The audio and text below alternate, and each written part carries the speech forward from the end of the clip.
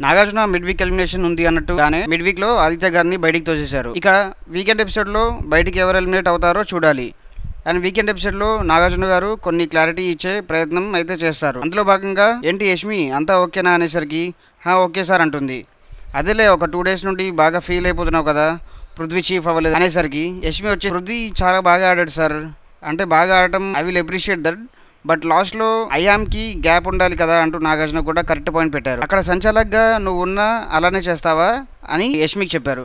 Being a sanchalak I will appreciate Prerana, ఎందుకంటే Prerana correct decision తీసుకుంది అక్కడ అంటూ నాగార్జున మంచి పాయింట్ చెప్పారు. అసలు పృథ్వీ ఓడిపోవడానికి కారణం మీరే అంటూ శక్తి క్లాన్కి చెప్పడం జరిగింది నాగార్జున. అక్కడ అప్పటికి ప్రేరణ అరుస్తూనే ఉంది, మీరెవరు మాట్లాడొద్దు అని మీరే అరిచి అక్కడ పృథ్వీని కన్ఫ్యూజ్ చేసి లాస్ట్కి పృథ్వీతో బెల్ కొట్టించేశారు.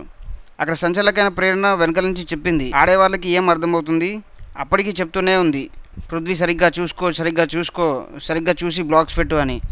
కానీ మీరు వెనకాల నుంచి అరిచేసరికి కన్ఫ్యూజ్ అయ్యి పృథ్వీ కూడా బెల్ కొట్టేశాడు అని నాగార్జున గారు చెప్పారు. అయినా ఫ్రెండ్కి సపోర్ట్ చేయడం మానేయాలంటూ చెప్పావు కదా, అండ్ ప్రేరణకు కూడా హ్యామర్ టాక్స్ లో సపోర్ట్ చేశావు అని ఇప్పుడు సంచాలక్గా ఉన్నప్పుడు కూడా జుజుబీ వర్డ్ ఐఆమ్కి సపోర్ట్ చేయాలా అంటూ యష్మి చెప్పిన మాటలు యష్మికే చెప్పి ఒక రేంజ్లో క్లాస్ స్పీకర్ నాగార్జున.